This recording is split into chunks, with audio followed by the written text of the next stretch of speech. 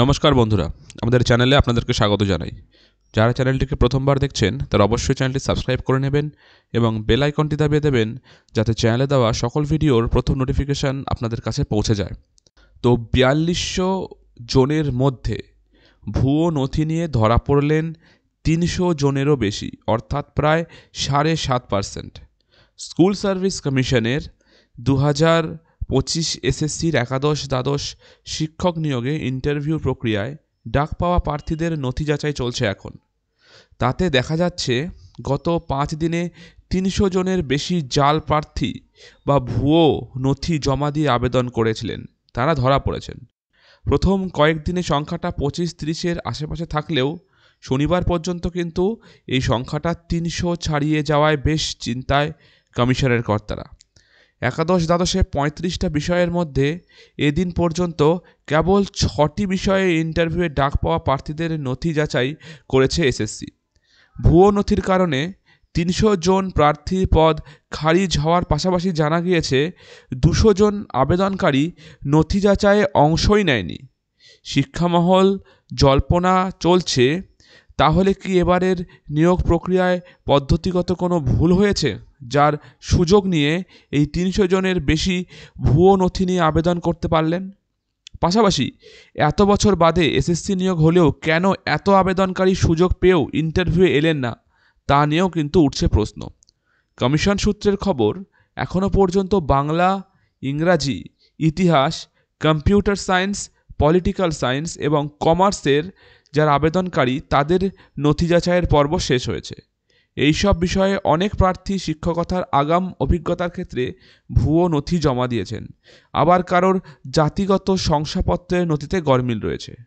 তবে যে ২০০ জন নথি যাচাইয়ে গরহাজির রইলেন, তারা কি ২০১৬-র তথাকথিত টেন্টেড প্রার্থী বলেই তারা শেষমেশ হাজির হলেন না, নাকি ইতিমধ্যে তারা অন্য কোনো চাকরি পেয়ে গেছেন বলে ইন্টারভিউয়ে সামিল হতে চাইলেন না? সেটা নিয়েও কিন্তু কমিশনের কাছে কোনো স্পষ্ট উত্তর নেই। স্কুল শিক্ষা দপ্তরের এক কর্তা বলেন, সুপ্রিম কোর্টের নজরদারিতেও বেঁধে দেওয়া সময়ের মধ্যে এই নিয়োগ প্রক্রিয়া চলছে। ভুয়ো নথি ও তথ্য দিয়ে ঠিক কতজন আবেদন করেছেন এখন তা বলা সম্ভব নয়। তবে ৩৫টি বিষয়ে ২০,০০০ প্রার্থীর নথি যাচাই যখন ৪ঠা ডিসেম্বর শেষ হবে, তখন সংখ্যাটা ৩০০ ছাপিয়ে অনেকটাই বাড়বে বলে মনে হচ্ছে।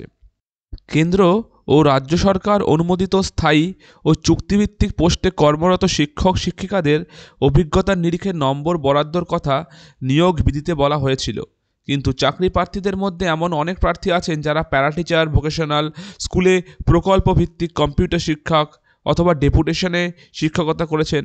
তারাও কিন্তু তাদের পূর্ব অভিজ্ঞতার জন্য ১০ নম্বর প্রাপ্য বলে আবেদন করেছেন।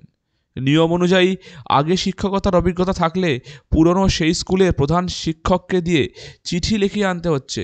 সেক্ষেত্রে স্কুলের প্রধান শিক্ষকের নিজস্ব লেটার প্যাড এবং স্বাক্ষর খতিয়ে দেখার কথা, আর সেখানেই ধরা পড়ছে গরমিল। বেশ কিছু প্রার্থীর কাছে প্রধান শিক্ষকের নকল সইও পাওয়া গেছে। কমিশনের চেয়ারম্যান সিদ্ধান্ত মজুমদার জানিয়েছেন, অনলাইনে আবেদনের সময় অনেকেই ভুল তথ্য জমা দিয়েছিলেন। সেসব তথ্য যাচাই করা হচ্ছে। তথ্যে ভুল থাকলে এমনিতেই আর যোগ্যতা থাকবে না। যোগ্য চাকরিহারা রাকেশ আলম বলেন, কে ভুল তথ্য অথবা জাল নথি দিয়েছেন সেটা তার দায়িত্ব। চাকরি প্রার্থীদের শারীরিকভাবে নথি যাচাইয়ে তারা বাদ যাবেন, একইভাবে টেন্টেডরা বাদ যাবেন, এটাই আমাদের বিশ্বাস। দেখার সম্পূর্ণ ভেরিফিকেশন শেষ হতে হতে টোটাল কতগুলো প্রার্থী বাদ যায় এবং তার নিরিখে সেকেন্ড ফেজটি আসে কিনা। আজকের খবরটি এই পর্যন্তই। ধন্যবাদ।